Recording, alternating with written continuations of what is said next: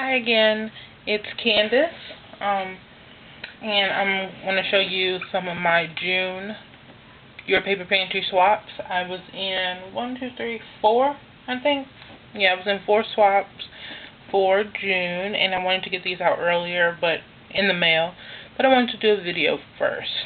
So, I will start with, I'll just go in order of how I completed them.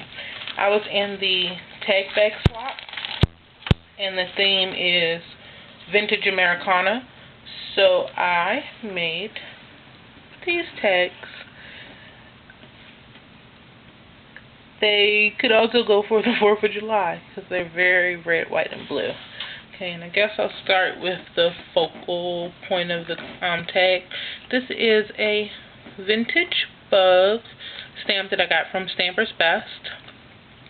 And this, all the decorations and the paper on the back.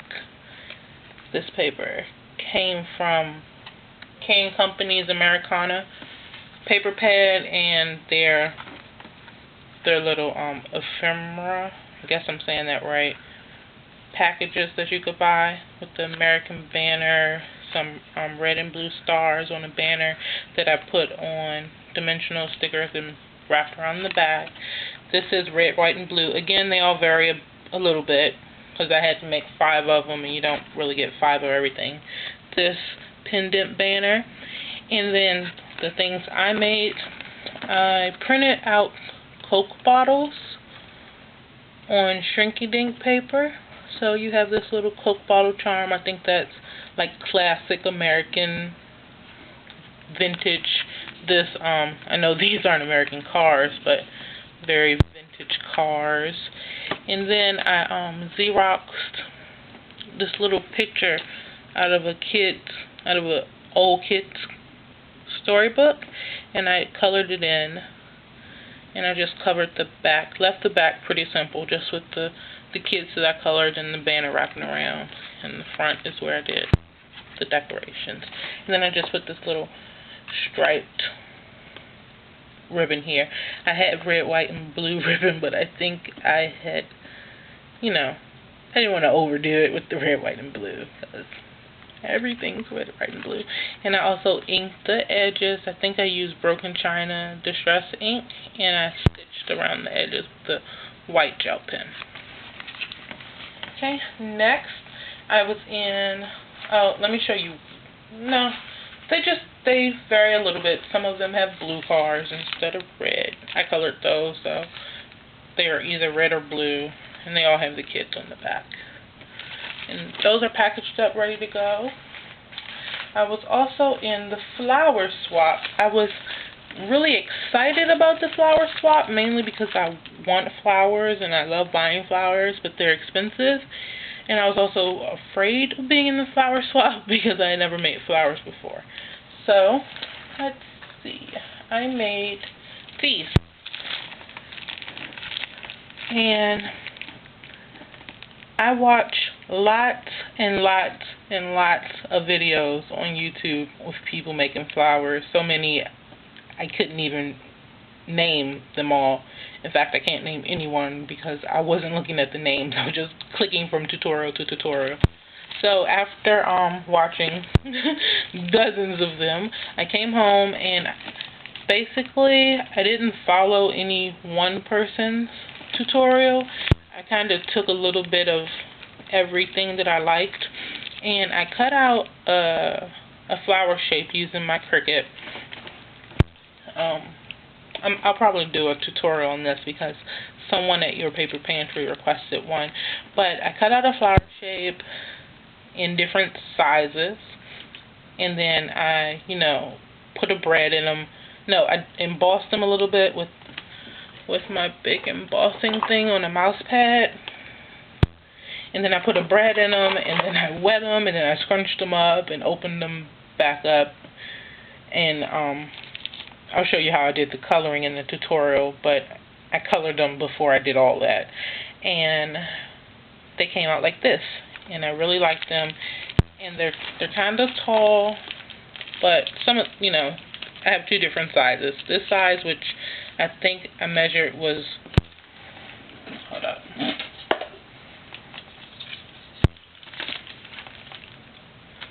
oops, those aren't inches.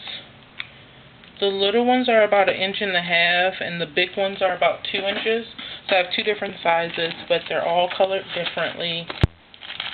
They were so much fun to make. And I had to make 5 packs of those. So, oh, and then I had to package them. So I just stamped this on a piece of green paper. This is the Wild Rose stamp by some company.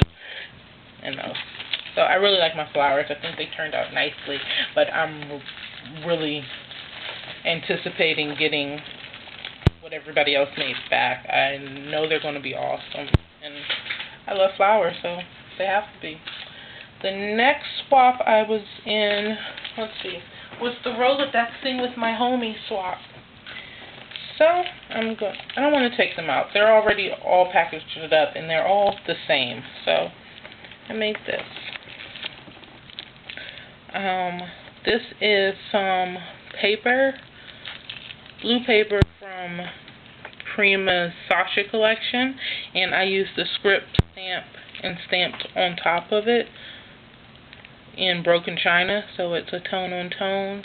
And then this is just some blue ribbon, a butterfly punch that I UT'd in bronze. I ripped all the papers because my base for the Rolodex card is on craft paper, and so I used that same Wild Rose stamp and stamped part of the template before I covered it in the paper so that it would, you know, do that effect. And here's the stamp I'm talking about. It's Wild Roses by Delta or Rubber Stampede by those people. I'm not too familiar with that company, but I love this stamp. I use it a lot. I've never colored it, but I love it. So yeah, and then these are just some recollections, paper flowers, and this is a roll lace center that I made. Now this one, I think, yeah, that's the only blue one I made because I wanted blue, white, blue. Well, actually I wanted white, blue, white. This is the only one blue, white, blue. So I had to glimmer mist that to get the lace that color. All the other ones are the opposite, so natural lace color. And then I stuck stick pins in them, and that was basically it for this side. And the back side is very plain, so that you definitely can't see that through the plastic. Anyway, the back side is really plain with just some coordinating paper. It has a little teeny font on there, so that the person can write the contact information. And I'm going to attach my information on all of these packages some type of way. Haven't figured that out yet, but other than putting my contact information on there, they're all ready to go out in the mail. And I said I had 4. The 4th one, oh, the image tag swap. And this month the theme was heritage. This was the easiest swap in the world. Just had to, the hardest part was finding a stamp that fit the theme of heritage. I didn't think that would be a problem, but yeah, it was. Then you just had to stamp the image. So I stamped that cute lady. I'm not too good with errors, but somewhere between the 1920s, maybe 1930s. I don't know, but she's a vintage lady. And then this says Leave a Legacy. And this is actually 2 different stamps. The Leave a Legacy came from the Michaels, you know, like $1, $2 bin by Studio G. And then the lady, she was not an individual stamp. She came on this huge block from Hampton Arts called Fashionista Ladies. So it's 4 of them. I don't know if they were supposed to represent different eras or if they're all just in different outfits from the same era, but I used the very last one, and what I did, actually unmounted them. And I'm not going to show you the actual stamp part, but I took them off the block. I just kept the block because it's pretty. And I put her on some Stampin' Up's cling foams and used her on my acrylic block. And it was easier than trying to just ink her up and just stamp her while she was attached to this wooden block. So I didn't ruin my stamp, but I did take it apart. And that was the last one, and I made 10 of these. So those are all done. The Rolodexes are done, the flowers are done, and the vintage tags are done. Thanks again for watching. Hope you liked it. Please leave me comments. Have a great day. Bye.